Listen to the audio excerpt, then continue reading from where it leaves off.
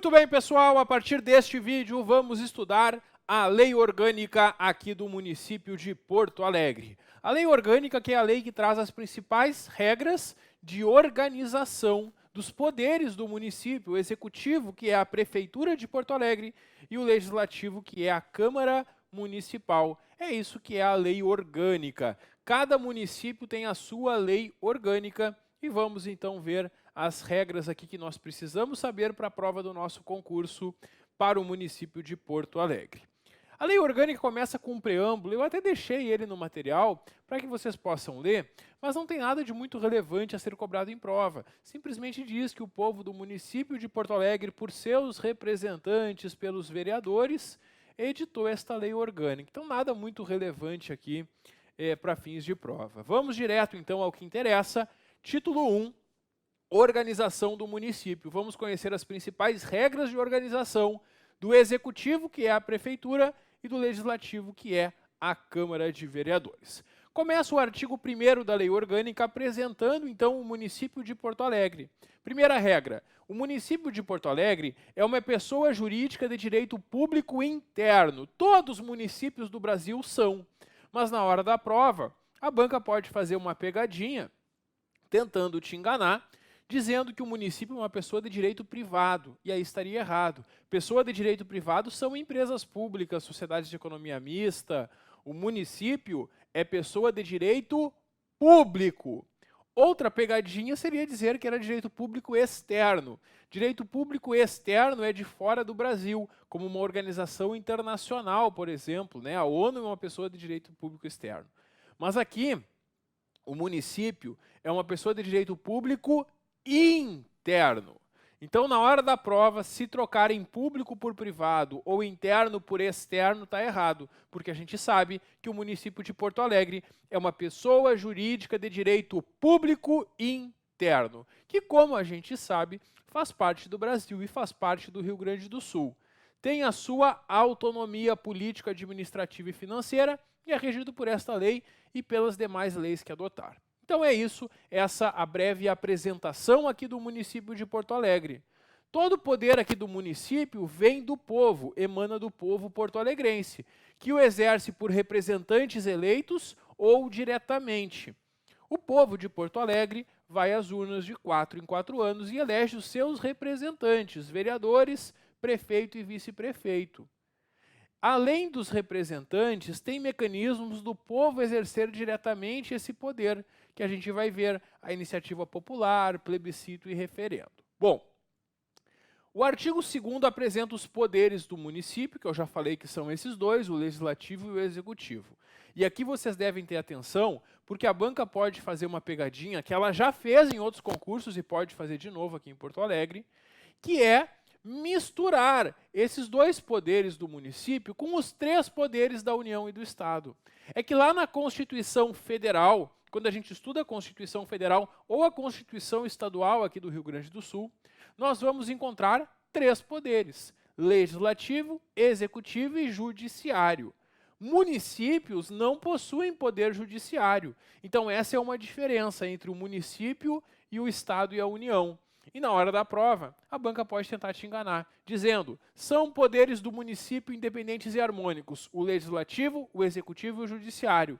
Essa afirmativa é falsa, porque não existe poder judiciário municipal. Então, atenção, não esqueçam disso. Esses 2 poderes que são independentes um do outro e harmônicos, como a gente vai ver ao longo desta aula. É vedada, é proibida a delegação de atribuições entre os poderes. É que os poderes têm atribuições distintas e um não pode passar suas funções para o outro. A função da prefeitura é administrar o município, os bens municipais, os serviços públicos, enquanto a função da Câmara de Vereadores é votar projetos de lei e outras normas e também fiscalizar tudo o que está sendo feito pela prefeitura. Quando essa lei orgânica foi feita lá em 1990, foi mantido o território do município sem nenhuma mudança. E o artigo 4º é muito importante para a nossa prova. O dia 26 de março é a data magna de Porto Alegre. 26 de março. Se perguntarem na tua prova qual é a data magna de Porto Alegre, tem que lembrar que é o dia 26 de março. 26 de março, então, é o dia. Maravilha. Pessoal, símbolos do município, esta lei vai dizer que são o brasão, bandeira e outros estabelecidos em lei. O município que promove uma vida digna aos seus habitantes e deve ser administrado com base em 5 compromissos fundamentais. Se a banca perguntar na tua prova quais são os compromissos fundamentais aqui do município de Porto Alegre, tem que lembrar desses 5. Transparência pública dos seus atos, moralidade administrativa, participação popular nas decisões, a população participando de decisões importantes para o município, descentralização político-administrativa, e aqui a banca pode fazer uma pegadinha, trocando descentralização por centralização. Cuidado, atenção na hora da prova. E ainda a prestação integrada dos serviços públicos. Esses, então, os 5 compromissos fundamentais da Lei Orgânica aqui de Porto Alegre. O artigo 7º traz a autonomia do município. O município de Porto Alegre é autônomo e ele expressa essa autonomia porque o município de Porto Alegre, o povo de Porto Alegre, elege os seus vereadores. O povo de Porto Alegre elege prefeito e vice, ambos por eleição direta. Se a banca trocar por eleição indireta, estaria errado, né? A eleição é direta. E também a administração própria no que respeita ao interesse local. Tem uma administração própria aqui no município, que é a própria Prefeitura de Porto Alegre. Muito bem. O artigo 8º traz as competências privativas do município. Tem uma lista de competências aqui, que são atribuições que o município deve desempenhar. O município vai elaborar o seu orçamento, estimando a receita e fixando a despesa, o planejamento, então, o que vai gastar, o que vai arrecadar. Também vai instituir e arrecadar tributos da sua competência. Tem tributos de competência municipal, como o IPTU, por exemplo. O município também vai fixar e cobrar tarifas e preços públicos, sempre com a obrigação de prestar contas e publicar os balancetes, dando justamente aquela transparência. O município organiza e presta diretamente ou sob regime de concessão ou permissão, mas sempre por licitação, serviços públicos de interesse local. Tem serviços que a prefeitura vai prestar diretamente, tem outros que ela abre uma licitação e a empresa vencedora vai prestar o serviço. O grande exemplo é o transporte coletivo, né? Que nós temos empresas de ônibus prestando esse serviço a partir de uma licitação que elas venceram. Também cabe ao município licenciar para funcionamento estabelecimentos comerciais, industriais, de serviços e similares, mediante expedição de alvará de localização. Qualquer atividade que alguém queira desempenhar aqui no município vai precisar dessa licença da prefeitura. Por que isso, pessoal? Porque, vamos imaginar que eu quero abrir um restaurante aqui no município. Para o meu restaurante funcionar, eu tenho que demonstrar que eu atendo os requisitos da lei, para não colocar em risco a saúde das pessoas que forem fazer refeições no meu restaurante. E por isso, quando eu peço esse alvará, dependendo da atividade, fiscais da prefeitura vão lá verificar se o meu estabelecimento está de acordo com a legislação. E se ao longo do tempo o meu estabelecimento deixa de atender, eles podem inclusive cassar essa minha licença. É atribuição da prefeitura, portanto, licenciar os estabelecimentos de todas as naturezas. E, justamente, né, se o estabelecimento infringir a lei, suspender ou cassar esse alvará. Então, a prefeitura concede o alvará e pode suspender ou cassar em caso de irregularidades. Isso é o exercício do chamado poder de polícia pela prefeitura. Que mais, pessoal? Organizar o quadro, estabelecer o regime jurídico dos servidores, claro, existem as leis, né, do plano do magistério, do plano do quadro geral, também o regime jurídico dos servidores, o estatuto dos funcionários aqui do município de Porto Alegre, que traz os direitos que vocês, que vão passar nesse concurso, terão como servidores. Também é competência do município dispor sobre a sua administração, utilização e alienação dos seus bens, tendo em conta sempre, é claro, o interesse público. O município pode adquirir bens e serviços, inclusive desapropriando por necessidade pública ou interesse social. Vai ter o seu plano diretor, o plano de saneamento básico e de proteção ambiental. Promove o município adequado ordenamento territorial. Estabelece normas de edificação. Toda a construção que vai acontecer no município deve seguir as normas previstas no Código de Edificações e também conforme o caso, pedir licença na prefeitura. Criar, organizar e suprimir distritos e bairros, é uma atribuição também do município.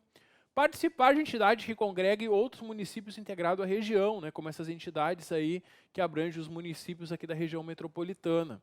Regulamentar e fiscalizar a utilização de serviços públicos, dos logradouros públicos, né, os espaços públicos, especialmente no perímetro urbano. Os logradouros públicos, né, que são as ruas, parques, praças, avenidas, o município fiscaliza e regulamenta a utilização deles. Também sinaliza as vias urbanas e estradas municipais, faz as normas sobre coleta, transporte e destinação final dos lixos, dos resíduos sólidos domiciliares e também da limpeza urbana. O município se encarrega disso.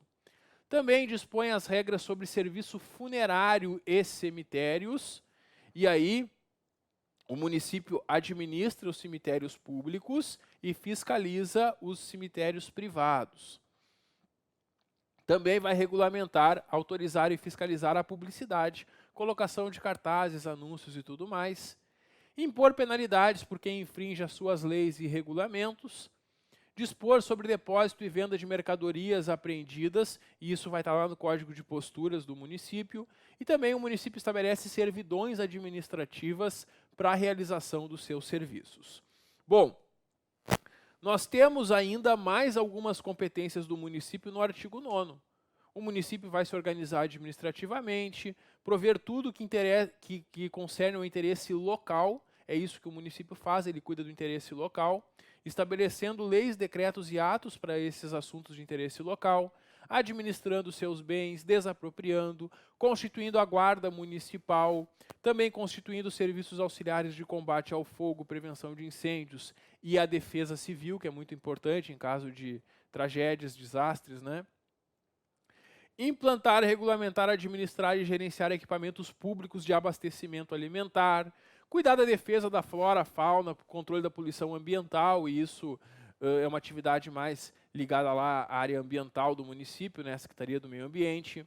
Preservar bens e locais de valor histórico, cultural ou científico. Dispor sobre a questão da captura de animais e vacinação e registro, né, o controle de zoonoses, sempre proibindo qualquer prática de tratamento cruel a animais. Também ordenando atividades urbanas, determinando condições e horários de funcionamento, né, dos estabelecimentos bancários, industriais e comerciais. O município que fixa os horários de funcionamento. Foi algo que, com a pandemia do coronavírus, a gente acabou vendo bastante, né, porque como a gente teve uma série de alterações em alguns períodos, sempre o município ia fixando, claro, de acordo com outras normas, os horários de funcionamento e tudo mais dessas atividades. O município também pode fazer convênios, né, unindo esforços com outros entes, convênio com o governo federal, que é a União, com o Estado ou com outros municípios, sempre com autorização da Câmara de Vereadores aqui de Porto Alegre. Bom, vamos focando no que é mais importante para a prova. Claro, vocês vão perceber que ao longo da aula eu vou pular alguns parágrafos, alguns artigos que não são tão cobrados em prova, mas mesmo assim, vocês devem fazer a leitura de todos eles, porque a banca pode cobrar qualquer artigo, mas a ideia aqui do nosso curso é passar para vocês o entendimento da lei e aqueles artigos mais cobrados, porque aí depois, quando vocês vão fazer a leitura, fica mais fácil de entender. Vamos agora aos bens públicos municipais, e nós temos que constituem o patrimônio aqui do município os bens imóveis, móveis e semoventes. Bens semoventes são bens que se movem, como animais, né? Animais são os semoventes. E fazem parte, então, do patrimônio municipal, os bens, então, de todas essas naturezas que pertençam ao município. O artigo 12 fala sobre alienação de bens. Alienar um bem é quando o município se desfaz de um bem. Pode vender, pode doar. E a alienação de bens sempre vai estar subordinada à existência de interesse público devidamente justificado. Tem que fazer uma avaliação do valor daquele bem. E aí tem algumas regrinhas específicas. Quando for um bem imóvel que pertence ao município, tem que ter autorização legislativa, a Câmara de Vereadores vai autorizar, e tem que fazer uma licitação, uma concorrência pública para escolher quem é que vai comprar aquele bem. Não precisa em caso de permuta. A permuta é quando o município quer adquirir um imóvel e ele dá o imóvel que lhe pertence em troca. Quando o município faz uma permuta, não precisa de licitação. Fora esse caso, quando o município vai vender um bem imóvel, tem que fazer uma licitação, uma concorrência pública. E quando for bem móvel, também vai precisar da avaliação do valor. Mas aí não precisa autorização legislativa, basta uma licitação, faz um leilão, né? E é dispensada a licitação em caso de doação para interesse social. E aí, às vezes, o município tem alguns bens que não têm mais utilidade, mas que são de pequeno valor. E, em vez de fazer uma licitação, o município doa para uma entidade de interesse social. É possível. O parágrafo único fala a venda a proprietários lindeiros. O que é a venda a proprietário lindeiro? A questão do proprietário lindeiro é o seguinte: imaginem só que o município tem um terreno e tem um terreno vizinho, né? Aqui é o terreno do vizinho, aqui é o terreno do município. O município, nesse terreno que lhe pertence, construiu uma escola, por exemplo. E ele utilizou quase toda a parte do terreno, mas ficou uma faixa ali que não tem utilidade para o município. Não tem utilidade para a escola aquela faixa que sobrou. E aí, o município quer vender aquela faixa de terra que sobrou. É uma faixa de terra pequena. Então, individualmente, ela não tem muito valor. Mas, se o vizinho quiser aumentar a sua propriedade com aquela faixa de terra, para ele interessa. E para esse caso, o município pode fazer a venda também, sem licitação, sem concorrência pública, precisando apenas de avaliação de quanto vale essa faixa e autorização da Câmara. E aí pode vender para o vizinho, caso ele tenha interesse em aumentar a sua propriedade. Isso é uma situação bem específica, né? Que só o vizinho teria interesse mesmo em adquirir aquela faixa. Então é isso, nesse caso também pode ser dispensada aí a concorrência. O município vai utilizar os seus bens dominiais, que são bens que lhe pertencem, como recursos fundamentais para realizar políticas urbanas, especialmente habitação popular e saneamento básico, podendo vender ou permutá-los. Então, se o município tem bens que lhe pertencem e que não estão sendo utilizados para nenhum serviço público, ele pode vender esses bens ou trocar eles para poder investir em habitação popular, com moradias populares, por exemplo, ou em saneamento básico. É essa ideia que nós temos aqui nesse artigo 13. Bom, o artigo 15 vai falar sobre o uso dos bens municipais e eu já resumi num quadro a forma que o município pode conceder, permitir ou autorizar que particulares utilizem bens do município. Tem a concessão, e quando é um bem dominial, que é um bem que não é utilizado, que não tem utilidade, nesse caso, se faz um contrato após uma concorrência. Concorrência é uma licitação, né? Abre uma licitação, quem vencer a licitação vai assinar um contrato com a prefeitura e vai pagar um valor mensal para utilizar aquele bem. Essa é a concessão dos bens dominiais. Também pode ser feita a concessão de bens de uso comum. Os bens de uso comum são parques, praças, ruas, avenidas. Claro que uma rua ou uma avenida não vai ser concedida, mas uma área, por exemplo, de uma praça, de um parque, ou uma área que não tenha, que não esteja com uma utilidade muito específica, embora seja um bem de uso comum, poderá, por meio de lei, ser concedida para fins de habitação, educação ou assistência social. Temos ainda a permissão. A permissão vai ser uma situação mais simples que a concessão, e ela é feita por decreto.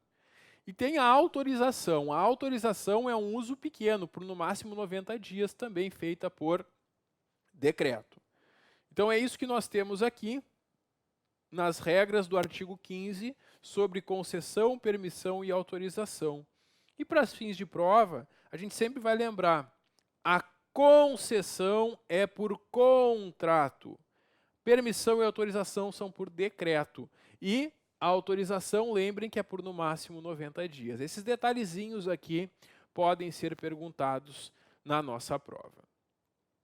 O próximo artigo que nós temos aqui na Lei Orgânica de Porto Alegre, o próximo capítulo, melhor dizendo, trata da administração pública. Se alguma vez tu tu já estudou o artigo 37 da Constituição Federal, tu vai perceber que essa parte aqui é parecida, mas não é igual. Temos algumas diferenças importantes aqui. Primeiro, pessoal, princípios. Lá na Constituição Federal, no artigo 37, tem 5 princípios, que formam aquela famosa palavra LIMPE, né? Legalidade, impessoalidade, moralidade, publicidade e eficiência. Aqui no município é um pouquinho diferente. Não tem o princípio da eficiência, porque quando a lei de Porto Alegre foi feita, na Constituição Federal também não tinha o princípio da eficiência. A eficiência foi colocada depois na Constituição Federal. Por isso, Porto Alegre ficou sem a eficiência aqui nos princípios. E tem outros que foram acrescentados aqui. Então, quais são os princípios aqui que o município de Porto Alegre vai observar? Legalidade, moralidade, impessoalidade e publicidade. Bom, esses 4 a gente já conhece da Constituição Federal. Além desses 4, tem também a economicidade, a razoabilidade, a legitimidade e a participação popular. Esses são os princípios aqui do município de Porto Alegre, da administração pública aqui de Porto Alegre. Bom, e aí nós temos então, no inciso 1, uma regra que hoje não tem mais muito sentido, porque diz que a lei ia estabelecer alguns cargos que o titular deve declarar o seu patrimônio. Hoje, na prática, após esta lei orgânica, foi editada a Lei de Improbidade Administrativa, a Lei 8429 de 92, que diz que todo servidor tem que declarar o seu patrimônio. Antes eram só alguns, hoje são todos. Então, esse item 1 não tem muito sentido de ser cobrado em prova. O item 2 diz que a lei pode estabelecer casos de contratação de pessoal por tempo determinado. É a contratação de temporários por excepcional interesse público. Essa é a exceção, né? A regra é que o município nomeie servidores por meio de concurso público, em caráter permanente. Mas quando o servidor precisa de servidores por um tempo específico, por exemplo, precisa de professor substituto para escolas, precisa de profissionais da saúde em situações emergenciais, como a pandemia do coronavírus, por exemplo. Nesses casos, pode fazer um contrato temporário, e aí faz um processo seletivo e contrata pessoas temporariamente, só por alguns meses, né, para suprir aquela necessidade. E como a gente sabe, os concursos públicos reservam um percentual das vagas para pessoas com deficiência, essa é a regra do inciso 3. Os ocupantes de cargos eletivos, secretários municipais, presidentes e diretores de autarquias, fundações, empresas públicas e sociedade de economia mista também, claro, devem apresentar declaração dos seus bens no dia de posse e também no final do mandato e também quando são exonerados ou se aposentam, justamente para acompanhar a evolução patrimonial desses políticos, né, que assumem esses cargos públicos. Bom, o artigo 19 fala sobre a investidura em cargo ou emprego público. A investidura em cargo ou emprego é quando alguém entra num cargo, assume um cargo. Vocês estão aqui estudando justamente para alcançar a investidura. E, em regra, a investidura em cargos efetivos e empregos públicos é feita por concurso público. A exceção são cargos em comissão. Cargo em comissão é aquele de livre nomeação e livre exoneração. São cargos que não são organizados em carreira. E o prefeito pode nomear qualquer pessoa para esse cargo, né? Essa é a característica do cargo em comissão. É um cargo de livre escolha, de livre nomeação, mas também livre exoneração. O ocupante do CC, do cargo em comissão, a qualquer momento pode ser exonerado. Ele não tem estabilidade. Já os servidores que passam em concurso público para ocupar um cargo efetivo, após 3 anos, adquirem aquela estabilidade, né? Então, essa é uma diferença que nós temos sobre os cargos públicos. Os cargos em comissão têm número certo e remuneração certos e não podem ser organizados em carreira. Quando tu faz um concurso para um cargo em carreira, tu vai entrar na classe inicial e com o tempo tu vai ter a possibilidade de ser promovido, né? Agora, quando o cargo não é organizado em carreira, isso não acontece. E a situação do cargo em comissão, o CC não é uma carreira, é uma função de confiança ali que não vai possibilitar promoções. E esses CCs também têm que respeitar a regra do nepotismo. Não é possível que tenham familiares até o 3º grau desses políticos aqui do município. Os familiares dos políticos, então, não podem ocupar cargos em comissão. Essa regra coibindo aqui o nepotismo. O artigo 19A estabelece ainda que é proibida a nomeação também para esses cargos ou funções de confiança de pessoa que esteja inelegível, né? Porque os políticos têm aquela lei do ficha limpa e tem outras situações de inelegibilidade, e quando uma pessoa está inelegível, além de não poder ocupar cargos políticos, além de não poder se candidatar, também não poderá ocupar cargos em comissão. Isso foi inserido aqui porque essa era uma prática muito comum no Brasil todo, né? Tinham políticos, então, que ficavam inelegíveis por alguma irregularidade, e aí eles eram indicados para cargos em comissão. Agora não é mais possível. Agora não, já há bastante tempo isso não é mais possível. Nós temos no artigo 20 a administração indireta. O município de Porto Alegre tem a administração direta, que é aquela estrutura que tem a prefeitura e as secretarias municipais. E a administração indireta são autarquias, fundações, empresas públicas e sociedades de economia mista do município. Aqui nas autarquias nós vamos encontrar o DEMAI, DMLU, tem fundações como a FASE, a Fundação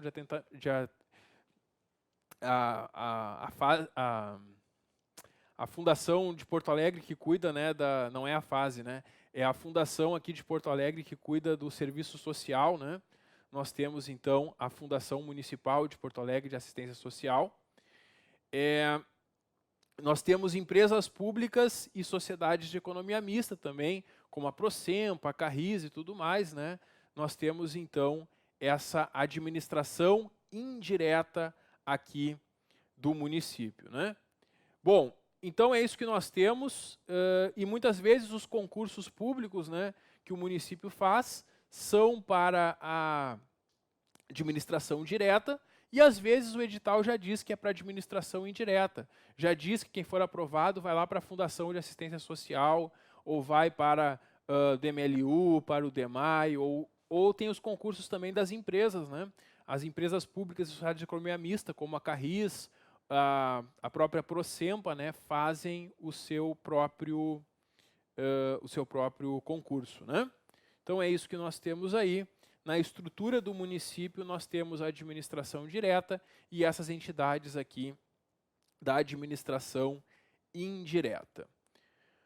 Muito bem, pessoal. Então é isso que nós temos aqui. Agora nós temos que essas entidades também dependem de lei específica para sua criação, né? A criação ou extinção de empresa pública, sociedade de economia mista, autarquia ou fundação vai depender de lei específica, assim como a alienação do seu controle acionário e ainda a incorporação de empresa privada. Qualquer modificação nessas entidades da administração indireta, nós teremos então essa regrinha específica de depender de lei específica. Muito bem, pessoal, vamos parando por aqui. Próximo vídeo eu volto para a gente continuar estudando as regras aqui sobre a Lei Orgânica do município de Porto Alegre. Dá um clique que eu já volto. Até logo.